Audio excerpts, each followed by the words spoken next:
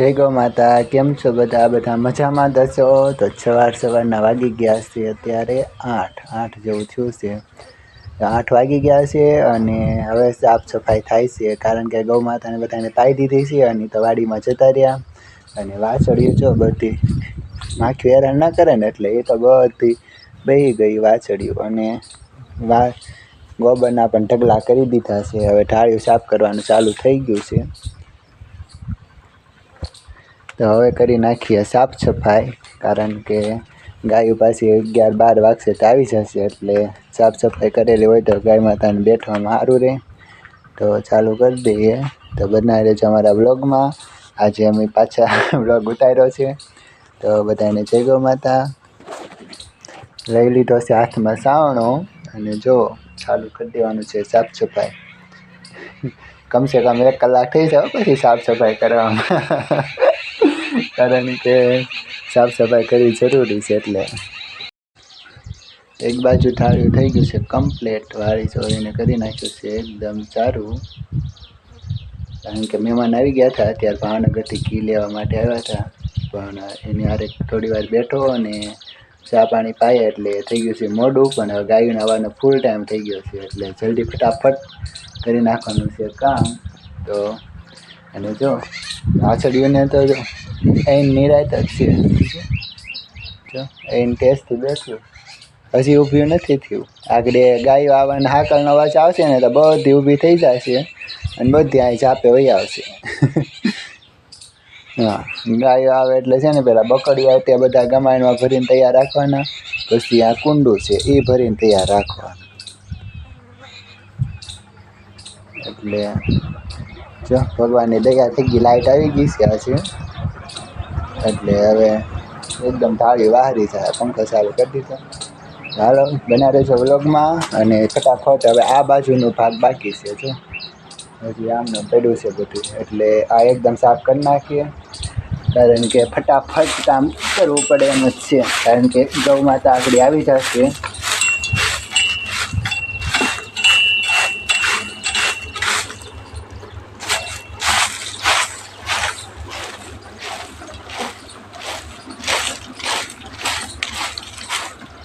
તો બના રહેજો વ્લોગમાં, કારણ કે એક હાથે વાળી અને 2 હાથે વાળીએ ફેર પડે, એટલે ઝડપ રાખવાની છે. એટલે 2 હાથે મોઢું વાળવા. જય ગૌ માતા. તો જો થઈ ગયું છે, આપણે ઢાળી સાફ કરી નાખ્યું છે. હવે આપણે વાહિદો નાખવાનું, બંને બાજુ સાફ કરી નાખ્યું છે. હવે આપણે ભરવાનું છે પાણી ભરી લઈએ. પણ આજે એક કામ છે ને થોડું વધારી દીધું છે વાછળ્યું. મને એમ હતું કે કેમ એ બધી બહાર જ બેહે, પણ એને છે ને જો કામ વધાર્યું છે. મારે ઘી ગરમ કરવાનો પાટિયો છે ને ફોડી નાખ્યો છે. એટલે એને ખબર હતી કે મેથી પાક મળશે, એટલે બધું બાદ નહીં ત્યારે અત્યારે કેટલું ઉથેર પાથેર કરી નાખ્યો. પણ અત્યારે મેં જો બધું સાફ કરી નાખ્યું છે હારવાર, કારણ કે એને ઉથેર પાથેર બધું કરી નાખ્યું હતું. હવે ગાયો માટે ટેઠવા મેકવાના છે, પણ એ કામ હાલ્યા કરશે. પહેલાં એક વખત લાઇટ છે ને ત્યાં મોટર ચાલુ કરી પાણી ભરી લઈ, બધા બકડિયા અડધા ભરી નાખ્યા. તો બના રહેજો વ્લોગમાં. હમણાં જ ગૌ માતા આવી જશે. જો મોટર કરી દીધી છે ચાલુ, મીડું છે પાણી પડવા, કારણ કે ભરાવા મીડું છે પાણી. અને હવે ભરી દઈશું આપણે બધા બકડિયા. તો બના રહેજો અમારા વ્લોગમાં, કારણ કે બકડિયાને બધું ભરાઈ જાય પછી ત્યાં ગાયો આવી જાય. ગાયો આવવાની બહુ બીક છે, કારણ કે ગાયના આવવાનો ટાઈમ થઈ ગયો છે અને કામ ઝડપ કરવાનું છે. એક સેકન્ડ એક મિનિટનો વ્લોગ લાવશું. બધા બના રહેજો અમારા વ્લોગમાં. જો બધા બકડિયા ભરી નાખ્યા છે. બકડિયા આમ તો પેલા હેઠ ગમાણ સીધું બધે. અને સામે કુંડું છે ને એ પણ ભરી લીધું છે. અહીંયા બાજુ પાણી જાય છે, પીપને ભરી લીધું છે, ડોલ ભરી લીધું, સાફ સફાઈ પણ થઈ ગઈ છે. હવે ગાય માતા કારણ કે આવે છે હવે, એટલે હવે આવશે ભેગા મળશે પીવા. તો ચાલુ મોટર રાખશું અને ગૌ માતાને બધાને પાણી પાશું. કારણ કે એટલા બકડિયા થઈ ન રહે, એટલે એક જણાને તો ડાયરેક્ટ બકડિયા ભરવાના જ રહે. તો આજે મારા ભાઈ આવે છે ગાયો લઈને. આજે રજામાં આવ્યો ને એટલે એની ખબર છે બધી.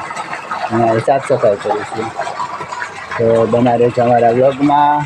અને હાલો તો હવે કામ તો બધું થઈ ગયું છે. હવે વાહીડું કરવાનું છે, પણ એક વખત ગાયને બધીને પાણી પાઈ લઈએ કે ને પછી વાહીડુંને એવું કરીએ. કારણ કે પહેલાં ગૌમાં તમે પાણી પાઈ દઈએ પછી કામ હાલ્યા કરશે. કેમ કે અમે આવ ફ્રી તો છે ને 12 વાગે થાય. પછી આજે હશે રાંધણ છે, એટલે ઝાડ પણ વાઢવાની બાકી જ છે. તો ઝાડ વાઢવા પણ જવાનું છે, કારણ કે સાતમ આઠમ 2 દિવસનો નિરાવ આપણે ભેગો કરવો પડે. એટલે 2 દિવસ ગાયું વાડીએ નહીં જાય કરવા માટે. તો 2 દિવસ આપણે અહીંથી ઝાડને ઝીંઝું એ બધું છે વાઢી નાખશું. હવે વાઢશું ત્યારે પાછા વ્લોગમાં લઈશું. તો બના રહેજો વ્લોગમાં. તો તમે જય ગૌ માતા. હાલો ગાયો આવી છે હમણાં. માતા જો બધી ગાયો આવી ગઈ છે, અને બધી ગૌ માતાને પાણી પીલાઈ દીધું છે, અને બધા જો આરામથી ઊભા છે. બધા આ બાજુ બધી વાછડીઓ છે, આ બાજુ બધી ગૌ માતા છે, અને બે અમારા મેમ્બર અહીંયા છે. ડમરું અમારા ડમરું છે, અને આ અમારી કપિલાની વાછડી છે.